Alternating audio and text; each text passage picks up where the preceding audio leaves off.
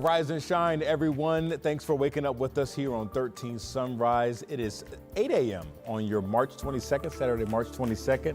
And the month of March is quickly going by, Lindsay, I tell you. Yeah, it's marching on, as some would say, Yeah. very quickly. And we are kind of in the thick of it as far as March Madness goes. And the fact that the first few days of spring have not really felt very spring-like. It hasn't. It hasn't. I was going to say the polar opposite, to be honest with you. Yeah, we had some strong storms Wednesday, and ever since, we've been trying to transition back to some more mild weather. In fact, yesterday really wasn't too bad. 58 was the high. We had some rain move in during the overnight. That has cleared out, but it's left behind some cloud cover as you look live up in Carmel, currently sitting at 44 degrees, and we're watching that rain continue to push out.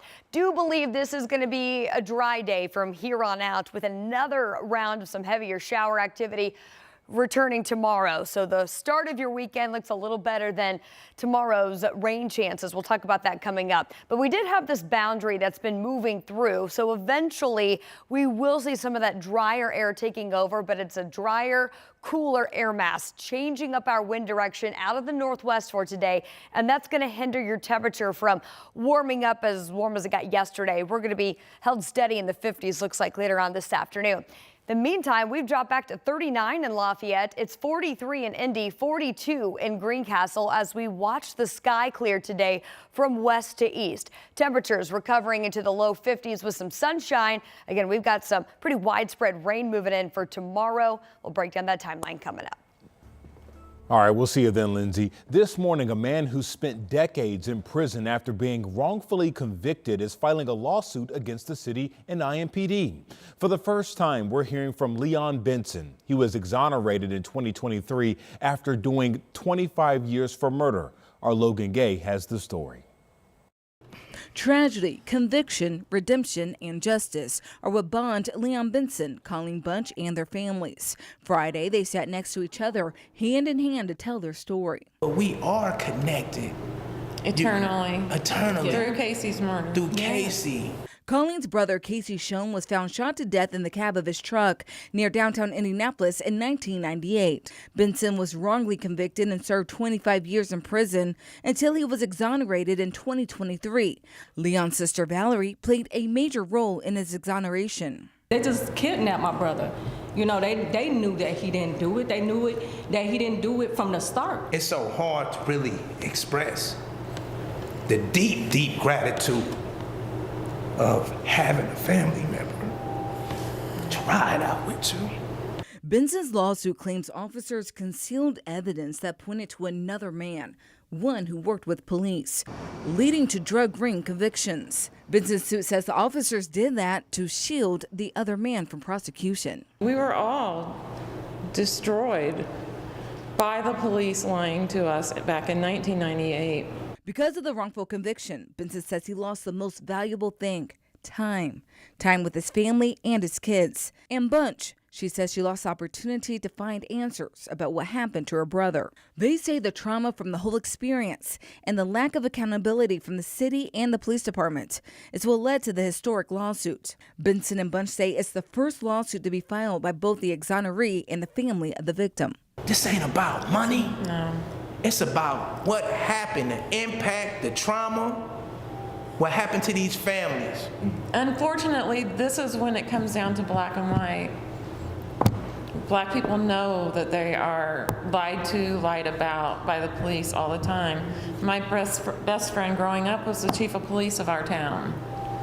Why would I ever think police would lie to us? But facts are facts, and you cannot change facts. To celebrate the 2-year anniversary of Benson's exoneration, he hosted the second annual Common Unity concert. His goal is to raise awareness for other people wrongfully convicted and incarcerated. Casey's death will not be in vain as long as I live. As long as I live. That's right, and me too. That was our Logan Gay reporting. Your time is now 8:04 on your Saturday morning. Right now, Metro Police say a person of interest is in custody after a shooting on the city's near northwest side. This happened around 6 o'clock last night near 29th and MLK. Police say officers arrived on scene and found a person in critical condition. This morning, we're still working to get an update on the condition of that victim and if police know what exactly led up to this shooting. A person is under arrest connected to a deadly shooting on the west side of Indianapolis. This happened yesterday on Wellston Drive near Raceway and Rockville Roads. Police say they found 48-year-old Kyle Saley dead at the scene. The suspect was taken into custody and is now facing a preliminary murder charge. We're also still working to learn what exactly led up to the gunfire in this shooting. Right now, federal agents are looking for a man in connection with a drug trafficking ring. This man, Lamar Browning, you see right here on your screen, is considered armed and dangerous. Police say if you do see him to call 911 right away. So far, 13 people are in custody after the FBI raided 9 different homes across Indianapolis. The suspects are accused of running a violent drug trafficking ring right here in the metro.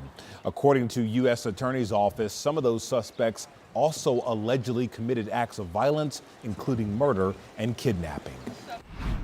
Your time is 8:06. Right now, members of the Friendship Missionary Baptist Church are coming together to reflect. This comes after Metro Police arrested 2 teenagers for vandalizing the church in Hawville.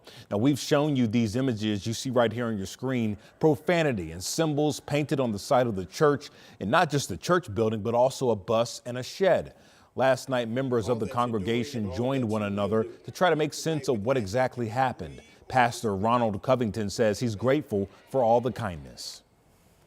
Since this happened, we've had people from all across, again, the city, state, and this country that have supported. But to come out on this evening, we're just grateful. And it just shows that we're Hallville strong. And it shows our commitment to beautifying and keeping our community clean. And I want to thank everybody that came out. Police say they arrested a 16-year-old girl and 17-year-old boy in this case. Right now, both teens are facing felony charges. We'll keep you posted on updates in this case.